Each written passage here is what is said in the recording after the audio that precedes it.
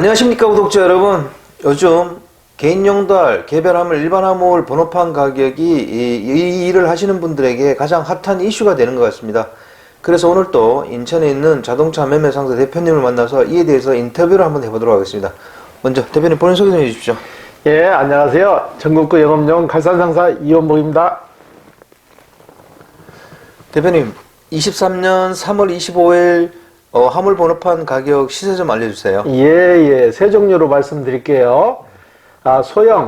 소형은 1.5톤 이하, 1.2톤 봉고, 포터, 나보, 다마스, 스타리아 밴, 칸 밴. 오늘 가격은 2,750에 판매되고 있습니다. 그 다음에 중형은 1.5톤부터 16톤까지를 중형이라고 하는데 오늘 시세 2,600에 거래되고 있습니다.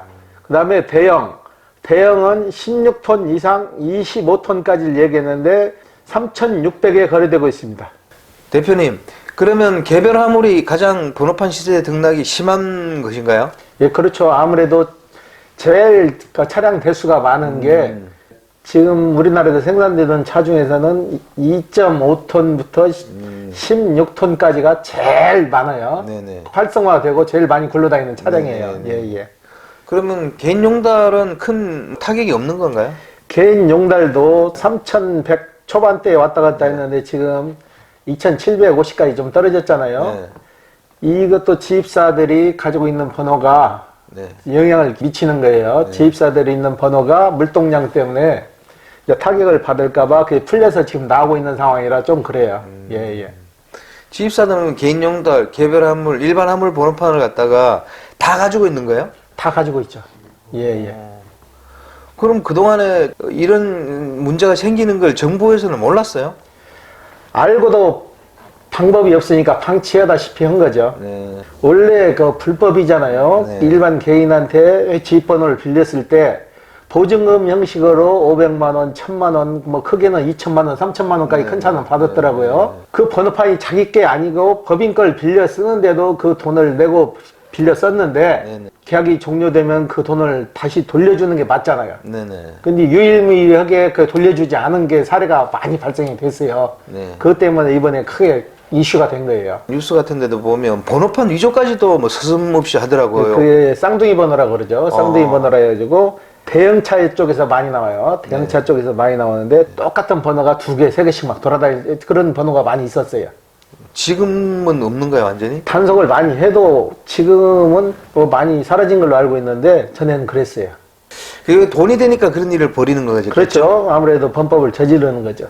쉽게 말해서 돈을 많이 가지고 있지 않는 분들이 번호판을 사서 차에 붙여서 부착해 해서 일을 해야 되는데 차값만 해도 차가 굉장히 비싸잖아요. 비싼데 거기다 번호판까지 사서 하려면은 부담으로 크게 와닿잖아요. 대형차 같은 경우는 억달 소리가 나는데 거기다 번호판까지 3천, 4천씩 사서 달려고 하면 부담이 크잖아요. 그래서 번호판을 지입회사 걸 빌려서 쓰고 그런 시스템으로 가고 또 지입회사도 괜찮은 지입회사도 많이 있어요. 괜찮은 지입회사는 자기네 물동량이 있어가지고 기사들한테 그걸 일감을 주고 번호판을 빌려줘서 정상적으로 운영하는 데도 있지만은 일감도 없이 번호판 장사만 하는 지입회사들이 많다는 얘기예요. 물동량이 있고 기사들한테 일거리를 줘가면서 지입료를 받고 하는 건 당연한 건데 물거리는 주지도 않고 번호판 장사만 하는 거예요. 쉽게 말해서 번호판 임대료 500이면 500, 600이면 600 그걸 받고 하는데 이 건이 종료가 되면은 기사분이 이제 3년이건 4년은 일을 했을 거 아니에요. 일을 했으면 내가 이제 그만합니다 했을 때는 300만 원이고 400만 원 그 돈을 돌려줘야 하는데 그건 공중으로 없어져 버린 거예요. 누군가 책임을 져야 되는데 책임을 다 안 지는 거예요. 그리고 법인차 하시던 분들이 저한테 몇 분이 오셔갖고 그런 사례가 있었는데 법인차를 법인 지입번호죠. 지입번호를 빌려가지고 2년 3년 운영을 했는데 어느 날 갑자기 그 회사에도 전화가 와. 회사가 부도가 났으니까 차 빼가세요. 그럼 번호판은 또 사야 되잖아. 또 임대를 해야 되잖아요. 고의적으로 부도를 내는 회사도 몇 군데를 봤어요. 제가 우리 손님이 직접 오셔가지고 나하고 같이 가서 그걸 차는 이제 현물 출자를 해놨기 때문에 손을 못 대니까 차는 다시 가지고 오는데 그분 같은 경우는 2년 만에 또 다른 지입사를 또 갈아타야 되잖아. 그래서 또 똑같이 300만 원이면 500만 원을 주고 또 시작을 해야 되잖아요. 네. 그런 악덕 지휘사들도 많이 있었어요. 고의부도 내고 번호판을 그 회수해서 법인만 바꿔가지고 또 파는 거야. 그 일반 화물차에서도 여러 가지 뭐 문제가 있는 것 같은데 그런 대형 트럭들도 왜 그런 운수회사에서 그런 일을 벌이는 건가요? 아무래도 물동량이 있는 회사 같은 경우는 네. 그래도 큰 타격이 없어요. 네네. 지배회사에서 실현할 수 있는 물건을 주고 네. 거기에 대한 돈을 합당적으로 받으면 되는데 네. 물건도 없이 번호판 장사만 하니까 그런 사단이 생기는 거예요. 예. 이번에 그래 정부에서 물동량 없는 회사들 번호판을 처분하도록 했는데 실제 그렇게 처분하고 있어요? 지금 처분되는 게 아니고 지휘회사들이 그동안 수수료 명목으로 500, 1000만 원씩 받았던 거 그거 지금 신고 기간이잖아요. 네. 신고해서 추후 조치는 아마 세무조 세무조사로 해가지고 결론을 낼 것 같아요. 그리고 저번 18일 날 간담회를 한 걸로 알고 있어요. 네. 간담회를 해가지고 지입차주하고 일반 차주들하고 모여가지고 간담회를 했는데 뭐 특별하게 그 조치 나온 게 없고 전에 이 번호판이 2004년도에 총량제에서 풀로 다 풀어버렸어요. 네네. 그때는 번호판이 시세가 없어져 버렸어요. 네네. 2004년도에 풀어놓고 그걸 보다 보니까는 너무나 많이 생겨버리는 거야. 생겨갖고는 기존에 영업용 차량을 가지고 있던 분들이 이제 수지 타산이 안 맞는 거야. 서로 이제 나눠먹기가 돼버렸잖아요. 네네. 10대가 할 거를 100대가 하게 되면 아무래도 물동량은 그 못 쫓아가니까 그래서 다시 규제를 해서 그걸 다시 묶은 거라고. 묶어서 지금 여기까지 와가지고 이 번호판이 아름아름해서 100만 원, 200만 원, 300만 원에서 올라가서 그 금액이 형성된 거예요. 예. 그 이참에 운수회사들이 번호판을 일반한테 그냥 넘기는 꼼수를 부릴 것이다. 뭐 그런 의견도 있더라고요. 이건 어떻게 생각하세요? 꽁수로 넘길 수가 없는 거고 법인들도 그래요. 법인들도 그 번호를 본인들이 다 산 거예요. 네네. 본인들이 한 대, 두 대 사서 100대, 1000대를 만들어 놓은 건데 정부에서 일방적으로 그 번호판을 뺏어서 지금 운송하고 있는 차주한테 준다?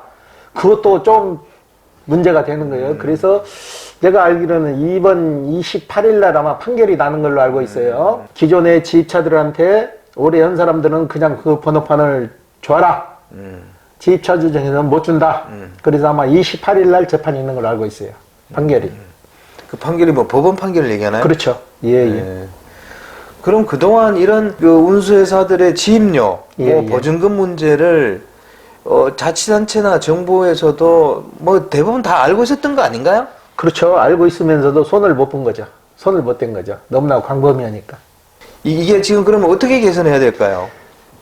정부 쪽 얘기는 제가 뭐 조바심 나서 그런 얘기를 잘 못 하겠는데 아무래도 그쪽 부분에 전문가가 필요할 것 같아요. 네. 실질적으로 현장에서 일하는 실무자들이 그 일을 해야 되는데 아무래도 지금 하시는 분들은 현장 경험이 없는 분들이잖아요. 대다수가. 네네네. 그냥 이론상으로만 알고 그걸 근접을 하니까 그게 쉽게 해결되지는 않을 것 같아요. 어차피 화주나 지입차주나 다 만나서 그걸 풀어야지 그게 쉽게 풀릴 문제가 아닌 것 같아요.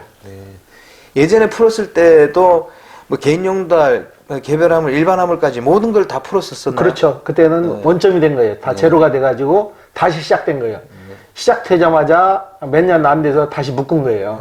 너무나 총량제를 풀어버리니까 대수가 많으니까 기존 이제 하시던 분들이 이거 벌이가 안 된다.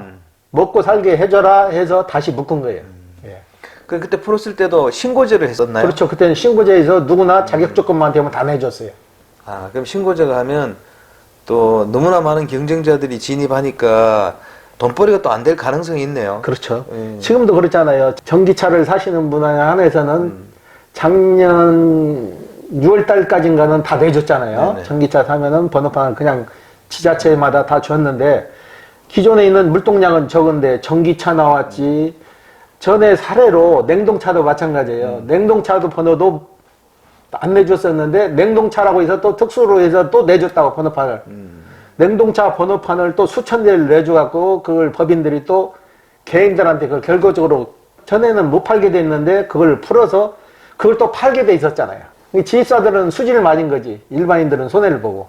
그럼 화물연대 파업이 결국은 운수회사들이 가지고 있는 번호판을 처분하게 되는 그런 도화선이 된 거예요? 아니면 다른 이유가 있는 겁니까? 집 차주도 그 문제보다는 아마 물동량, 네. 물동량 때문에 그렇게 되는 것 같아요. 물동량이 쉽게 말해서 차주가 집 번호를 빌려서 차를 운행해서 쉽게 말해 1,000만 원을 벌었다. 1,000만 원을 벌었으면 차주가 그걸 다 가져야 하는데 지입사가 몇 프로, 중간 알 써는 사람이 몇 프로, 기사한테 돌아가는 목이 적다는 얘기지. 네. 이게 오다를 큰 업체에서 물류회사에서 오다를 1,000만 원짜리를 땄다. 그러면 그걸 바로 기사한테 주는 게 아니고 그걸 또 재하청을 줘요. 원청에서 재하청을 주면서 또 마진을 자르잖아. 네. 그 마진을 자른 걸 또 주고 그걸 또 알선소를 거쳐서 오니까 실질적으로 집차주들한테는 돌아가는 몫이 적잖아요. 이런 집차주들이 다 해서 돈은 버는데 돈은 가져가는 거는 원청업자들이 다 가져가는 거잖아요.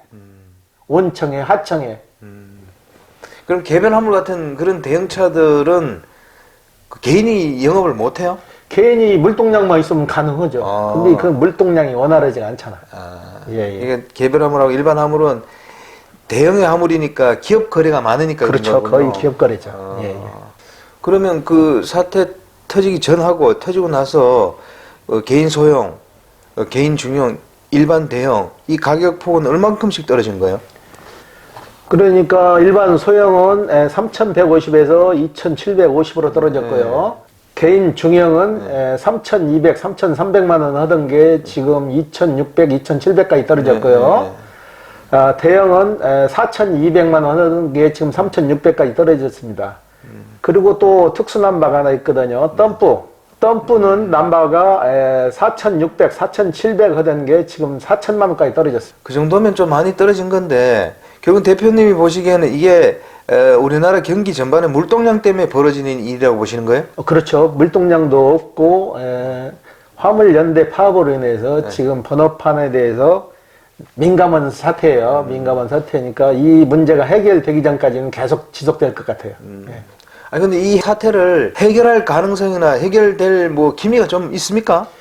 정부 측하고 사용자 측하고 계속 간다면은 가지고 있는 걸로 알고 있거든요. 내가 보기에는 한 5, 6개월은 가지 않을까 생각해요. 예. 그러다가 이게 용두사미가 되면은 결국 피해는 누가 보는 거죠? 기존에 차량을 운전하시는 분들이 가장 피해가 크죠. 내 재산권 행사도 못 오고 비싼 돈 주고 샀는데 팔 때는 그 가격이 안 나오니까. 네. 오르는 거는 괜찮은데 내려가는 건 좀 그렇잖아요. 네. 내가 1,000만 원 주고 샀는데 1,100, 1,200, 1,300에서 2,000 몇백만 원까지 올라왔을 때는 좋았는데 또 떨어지는 것도 막 떨어지잖아요. 네. 예. 전에도 거래가 좀 급감했다 그러셨는데 예. 최근 또 거래량은 어떻습니까? 더 급감됐어요. 요즘은 일주일에 한두 대밖에는 거래가 안 되고 있어요. 그러면 지금 뭐 화물 일을 하려는 분들은 번호판을 사고 일을 해야 돼요? 아니면 사지 말고 기다려야 돼요? 이게 참 내미는 문제인데 네. 우리가 같은 업자들은 당연히 팔아야 되니까 사서 하세요 그러는데 사시는 분들은 야 기다리면 떨어지는데 왜 사? 그러잖아요. 그러는데 어차피 우리는 팔고 사고 해서 수익이 창출되지만은 개인 소비자들은 이걸 사서 일을 해야 되잖아요. 일을 해서 수익을 내야 되는 단계이기 때문에 그렇다고 마냥 놀 수는 없는 거잖아요. 가격 떨어질 때까지 기다렸다가 오면 안 떨어지면 그때 가서는 또 그럴 거 아니에요. 그렇기 때문에 적정선에서 떨어졌을 때 사서 하시는 것도 괜찮아요. 지금 바닥 쳤으니까. 예. 그러면 이 매매 상사에서는 번호판을 지금 매입하고 있는 겁니까? 아니면 뭐 이 매매 상사에서도 그냥 번호판을 그냥 강 건너 불구경하듯이 그냥 바라만 보고 있는 거예요? 지금 저희도 가격 등락폭이 심하니까 소비자 대 소비자에서 판다는 사람, 산다는 사람하고 직거래 형식으로 연결해주고 있어요, 지금은. 매입을 해서 그게 바로 팔리면 괜찮은데, 팔리지 않고 재고가 자꾸 쌓이니까 저희도 이제 어느 정도 한계점에 다다랐어요. 그동안은 매입을 해서 우리가 놓고 팔았는데, 지금은 알선 형식으로 가고 있어요. 판다는 사람이 오면은 얼마 정도 파시겠습니까? 해서 금액을 물어보고 산다는 사람이 오면은 적정 관객을 위해서 수수료 관계로 해서 이렇게 매매를 하고 있어요. 수수료만 받고. 그 대표님도 사실 이번에 화물 번호판을 좀 가지고 계시다가 손해를 보셨죠? 네, 많이 봤죠. 그럼 그 처분도 못하고 어떻게 하실 생각이세요? 당분간은 뭐 그냥 지켜봐야죠. 뭐 손해를 방법이 없죠. 그냥 안고 가셔야 되겠네요. 그렇죠. 뭐 남을 때도 있고 손해볼 때도 있는 게 장사잖아요. 예. 아니 우리 구독자분들 중에 그 댓글 단 것 중에요. 하얀색 번호판을 달린 화물차 있잖아요. 예, 예. 그거를 영업용으로 전환이 가능하냐, 전환하려면 어떻게 해야 되냐, 그런 댓글이 달렸더라고요. 화물차로 전하는 방법은 자가용이잖아요. 하얀 거는. 네네. 자가용에서 영업용으로 갈 수 있는 방법은 없습니다. 양도 양수를 해서 기존에 있는 거 번호판을 사서 타는 방법 외에는 없습니다. 그러니까 트럭도 하얀 번호판이 달린 게 있어요? 자가용은 하얀 번호판이 달리죠. 트럭이라도 자가용으로 간주하는 게 되는 그러면요. 거예요? 예. 자가용은 돈을 받고 운송행위를 할 수가 없죠. 예, 예. 아, 그래서 그 댓글을 예, 달리는 예. 거구나.